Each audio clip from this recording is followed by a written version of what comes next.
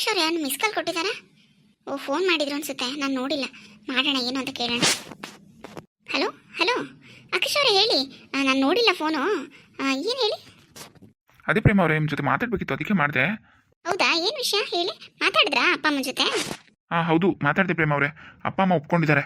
ಅವ್ರಿಗೂ ಬೇಜಾರಾಗಿದೆ ಬೇರೆ ಕಡೆ ನೋಡೋದು, ಅದು ಇದು. ಈಗ ಒಂದ್ಸತಿ ಹಿಂಗೆ ಆಯ್ತಲ್ಲ, ಅದಕ್ಕೆ ಒಟ್ನಲ್ಲಿ ಅವಳು ಹೊಂದ್ಕೊಂಡು ಹೋದರೆ ಸರಿ, ಇಲ್ಲೇ ಇರಬೇಕು ಅಂತೆಲ್ಲ ಹೇಳಿದ್ದಾರೆ. ಅದಕ್ಕೆಲ್ಲ ಒಪ್ಕೊಂಡ್ರೆ ನೋಡು ಅಂತ.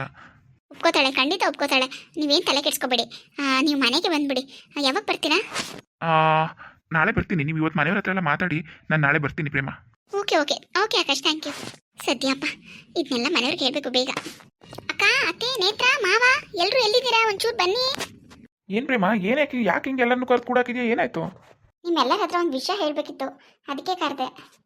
ಏನವ ವಿಷಯ? ಅತ್ತೆ, ನೀವು ಈ ವಿಷಯ ಕೇಳಿದ್ರೆ ತುಂಬ ಖುಷಿ ಆಗ್ತೀರಾ. ನೇತ್ರ ಎಲ್ಲಿ?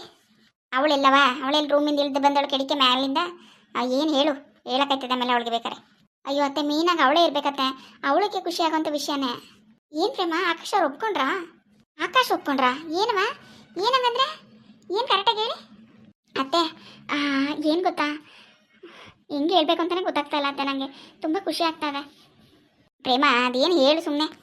ಅದೇ ದೊಡ್ಡತ್ತೆ, ನೇತ್ರನ ಜೀವನ ಸರಿ ಮಾಡಬೇಕು ಅಂತ ನಾವು ಇಷ್ಟೆಲ್ಲ ಕಷ್ಟಪಡ್ತಿದ್ದೀವಲ್ಲ, ಅದಕ್ಕೆ ಒಂದು ಒಳ್ಳೆ ವಿಷಯ ಸಿಕ್ಕಿದೆ ಅತ್ತೆ. ಆಕಾಶ್ ಅವ್ರಿಗೆ, ಆಕಾಶ್ ಅಂದರೆ ಪ್ರೇಮನ ಗಂಡ ಅದಕ್ಕೆ, ಅವ್ರಿಗೆ ಬೇರೆ ಮದುವೆ ಮಾಡ್ಕೊಂಡ್ರು ಅಂತ ಹೇಳ್ತಿದ್ರಲ್ಲ, ಅದು ಸುಳ್ಳು. ಅವ್ರು ಇನ್ನೊಂದು ಮದುವೆ ಮಾಡ್ಕೊಂಡಿಲ್ಲ ಅತ್ತೆ. ಏನು ಹೇಳ್ತಿದೆ ಪ್ರೇಮ? ಆಕಾಶ ಇನ್ನೊಂದು ಮದುವೆ ಮಾಡ್ಕೊಂಡಿಲ್ವಾ? ಅವ್ನ ತಂಗಿ ಮದುವೆ ಅವನದು ಎಲ್ಲ ಒಟ್ಟಿಗೆ ಒಂದೇ ಚಪ್ಪದಲ್ಲಿ ಆಯಿತು ಅಂತ ಹೇಳ್ತಾ ಇದ್ಲು ಪ್ರೇಮ. ಹೌದು ಅತ್ತೆ, ಮದುವೆ ಏನೋ ಫಿಕ್ಸ್ ಆಗಿತ್ತು. ಒಂದೇ ದಿನ ಚೌಟ್ರಿಲಿ ಮದುವೆ ಮಾಡಬೇಕು ಅಂತಲೂ ತೀರ್ಮಾನ ಮಾಡಿದ್ರು. ಆದರೆ ಅವ್ರು ತಂಗಿದಾಯಿತು. ಇವ್ರಿಗೆ ಅಂತ ನೋಡಿದ್ರಲ್ಲ ಆ ಹುಡುಗಿಗೆ ಮದುವೆ ಇಷ್ಟ ಇರಲಿಲ್ವಂತೆ. ಅವಳು ಯಾರೋ ಬೇರೆಯವ್ರನ್ನ ಪ್ರೀತಿಸ್ತಿದ್ಲಂತೆ. ಅವ್ರಿಗೂ ಜೊತೆನೇ ಹೊಟ್ಟೋಗಿದ್ದಾಳೆ. ಹಂಗಾಗಿ ಮದುವೆ ಕ್ಯಾನ್ಸಲ್ ಆಗೋಯ್ತು. ಈಗ ಏನು ಮಾಡ್ಬೇಕು ಅದಕ್ಕೆ? ಏನತ್ತೆ ಹಿಂಗಂತಿದ್ದೀರಾ? ಅದಕ್ಕೆ ನಾನು ಅವ್ರ ಹತ್ರ ಹೋಗಿ ಮಾತಾಡಿದ್ದೆ. ಸುಮ್ಮನೆ ಯಾಕೆ ನೀವು ಬೇರೆ ಹುಡುಗಿನ ನೋಡಬೇಕು, ನಮ್ಮ ನೇತ್ರನ್ನ ನೀವು ಮದುವೆ ಆಗಿದ್ದೀರಲ್ಲ, ಅವ್ರ ಜೊತೆನೇ ಚೆನ್ನಾಗಿ ಬಾಳಿ ಅಂತ ಹೇಳಿದೆ. ಅದಕ್ಕೆ ಅವರು ಅವ್ರ ಮನೆಯವ್ರ ಜೊತೆ ಮಾತಾಡ್ಬಿಟ್ಟು ಹೇಳ್ತೀನಿ ಅಂತ ಹೇಳಿದ್ರತ್ತೆ. ಮತ್ತೆ ಡೈವರ್ಸ್ ಆಗೋದೆ ಅದು ಇದು ಅಂತಿದ್ರಲ್ಲವ? ಅಯ್ಯೋ, ಅವ್ರು ಈಗ ಅಪ್ಲೈ ಮಾಡಿದಾರೆ ಅಷ್ಟೇ ಅತ್ತೆ. ಅದಿನ್ನೂ ಕಂಪ್ಲೀಟಾಗಿ ಡೈವರ್ಸ್ ಆಗಿಲ್ಲ ಅವ್ರಿಗೆ. ಅಷ್ಟು ಬೇಗ ಅವ್ರು ಮದುವೆ ಆಗೋಕೆ ಕೊಟ್ಟೋಗಿದ್ರು. ಅದು ಪ್ರಾಬ್ಲಮ್ಮೇ ಒಟ್ಟಿನಲ್ಲಿ. ಅದಕ್ಕೆ ಅವ್ರಿಗಿನ್ನೂ ಡೈವರ್ಸ್ ಆಗಿಲ್ಲ ಅತ್ತೆ, ಸಿಕ್ಕಿಲ್ಲ. ಅವರಿಬ್ಬರು ಈಗಲೂ ಚೆನ್ನಾಗಿ ಬಾಳ್ಬೋದು ಒಟ್ಟಿಗೆ. ಹೌದಾ? ಅದು ಸರಿನೇ. ಒಟ್ಟಿನಲ್ಲಿ ನಾವು ಇನ್ನೊಂದೆಲ್ಲ ಹುಡುಕಿ ಇನ್ನೊಂದು ಜೀವನ ಎರಡನೇ ಮದುವೆ ಮಾಡಿ, ಅಯ್ಯೋ ಅದೆಲ್ಲ ಬೇಕವಾ? ಇವರಿಬ್ಬರೇ ಚೆನ್ನಾಗಿ ಬಾಳಿ ಬದುಕಿದ್ರೆ ಇದಕ್ಕಿಂತ ಖುಷಿ ಇನ್ನೇನು ಬೇಕು ಹೇಳು? ಹೌದತ್ತೆ. ಇದೆಲ್ಲ ಯಾವಾಗ ಮಾಡಿದೆ ಪ್ರೇಮ ನೀನು? ನಮ್ಗೆ ಯಾರಿಗೂ ಹೇಳಿಲ್ಲ ನೀನು. ಸಾರಿ ರೀ, ಬೇಜಾರು ಮಾಡ್ಕೋಬೇಡಿ. ನಿಮ್ಮ ಹತ್ರ ಹೇಳಬಾರ್ದು ಅಂತೇನಲ್ಲ. ಅದು ನೇತ್ರ ನಿನ್ನಿಂದ, ನಿನ್ನ ಗಂಡನಿಂದ ನನ್ನ ಜೀವನ ಹಾಳಾಯಿತು ಅಂತ ಬಾಯಿಗೆ ಬಂದಂಗೆ ಬೈದ್ಬಿಡ್ಲು ರೀ ಈಗ ಒಂದು ಸ್ವಲ್ಪ ದಿನದಲ್ಲಿ. ಅದು ನನ್ನ ಮನಸ್ಸಿಗೆ ತುಂಬ ಬೇಜಾರಾಗೋಯ್ತು. ನಿಮ್ಮಿಂದ ಅವಳ ಜೀವನ ಹಾಳಾಯಿತು ಅಂತ ಕೇಳಿ. ಅದಕ್ಕೆ ಹೆಂಗಾದ್ರೂ ಮಾಡಿದ್ನ ಸರಿ ಮಾಡಬೇಕು ಅಂತ ನಾನೇ ಆಕಾಶ್ ಅವ್ರನ್ನ ಮೀಟ್ ಮಾಡಿದ್ದೆ. ಓಹೋ, ನಮ್ಮಿಂದ ಏನಾಯ್ತಂತೆ?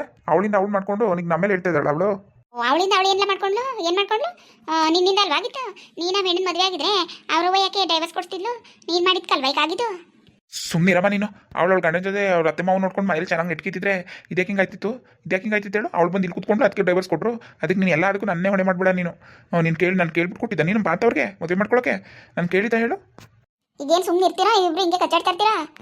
ಆಗೋದೆಲ್ಲ ಆಗೋಯ್ತು. ಈಗ ಆಗೋಗಿರೋದು ಏನು ಮಾಡಕತ್ತದು ಹೇಳು?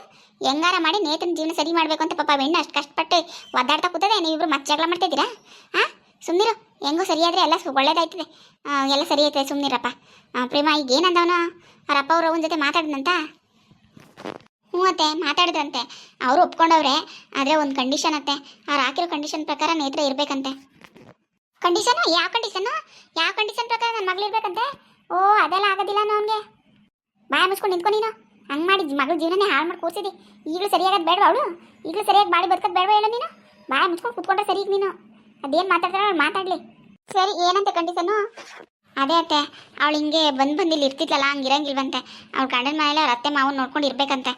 ಪದೇ ಇಲ್ಲಿ ಬರೋದು, ಇಲ್ಲೇ ಇರೋದು, ಆ ಥರ ಎಲ್ಲ ಮಾಡಬಾರ್ದಂತೆ. ಆ ಕಂಡೀಷನ್ಗೆಲ್ಲ ಒಪ್ಕೊಂಡ್ರೆ ಅವ್ರು ಫಾರಿನ್ಗೆ ಹೋದ್ರೂ ಅವ್ರ ಅತ್ತೆ ಮಾವು ನೋಡ್ಕೊಂಡು ಅಲ್ಲೇ ಇರಬೇಕಂತೆ. ಹಂಗೆಲ್ಲ ಒಪ್ಕೊಂಡ್ರೆ ಮಾತ್ರ ಕರ್ಕಬಾ ಅಂತ ಹೇಳಿದಾರಂತೆ. ಸರಿಯಾಗಿ ಹೇಳೋರಲ್ಲ ಬಿಡು. ಇನ್ನೇನು ಅವ್ರ ಅತ್ತೆ ಮಾವು ನೋಡಿಕೊಂಡು ಅಲ್ಲೇ ಇರಲಿ ಅಂತ ಹಾಕು ಗಂಡನ ಮನೇಲಿ. ಇನ್ನೇನಾಗಬೇಕಿತ್ತು? ಯಾವಾಗ ಬಂದನಂತವ ಕರ್ಕೊಂಡು ಹೋಗೋಕ್ಕೆ? ನಾಳೆ ಬರ್ತೀನಿ ಅಂತ ಹೇಳಿದಾರತ್ತೆ. ಅದೇ ನಿಮ್ಮ ಮನೆಯವ್ರು ಏನಂತಾರೆ ಕೇಳ್ಬಿಟ್ಟು ನನಗೆ ಫೋನ್ ಮಾಡು ಅಂತ ಹೇಳಿದ್ರು ಆಕಾಶ್ ಅವರು. ಅದಕ್ಕೆ ನಮಗೆಲ್ಲರಿಗೂ ಒಪ್ಪಿಗೆ ಅಲ್ವಾ ಅತ್ತೆ? ಹೇಳ್ಬೋದಲ್ವಾ? ಇವಳೇ ನೇತ್ರನೇ ಕೆಳಗಡೆ ಬರಲಿಲ್ವಲ್ಲ ಅವಳನ್ನ ಕೇಳೋಕ್ಕೆ.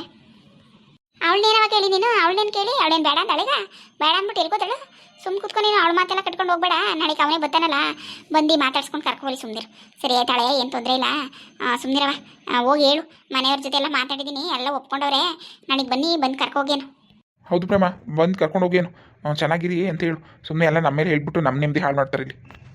ಏನ್ಲ ನಿಂದು ಮಾತು? ನೀವು ಅವ್ರ ಮಾತುಗೆಲ್ಲ ತಲೆ ಕೆಡ್ಸ್ಕೊಬಿಡಿ, ಸುಮ್ಮನಿರಿ ಅತ್ತೆ. ಮೊದಲು ಈಗ ಹೆಂಗೆ ಮಾಡೋದು ಅಂತ ಯೋಚನೆ ಮಾಡಿ. ನೇತ್ರ ಒಪ್ಕೋತಾಳೆ ಅಲ್ವತ್ತೆ ಇದಕ್ಕೆಲ್ಲ? ಒಪ್ಕೊಳ್ದೆ ಏನು ಮಾಡೋಣ ಹಾಕವ? ಅವಳು ಆಕಾಶನೇ ಅಲ್ವ ಇಷ್ಟಪಟ್ಟು ಮದುವೆ ಆಗಿತ್ತು, ಅವ್ರ ಮನೇಲೇ ಇರಬೇಕು ಅಂತ. ಇಲ್ಲಿ ಇರ್ತಿದ್ಲು, ಇನ್ಮೇಲೆ ಅಲ್ಲಿರ್ತಾಳೆ ಅಷ್ಟೇ ತಾನೇ, ಇನ್ನೇನು ಬಿಡು, ಏನೂ ಇಲ್ಲಕ್ಕಂತ ಒಪ್ಕೋತಾಳೆ.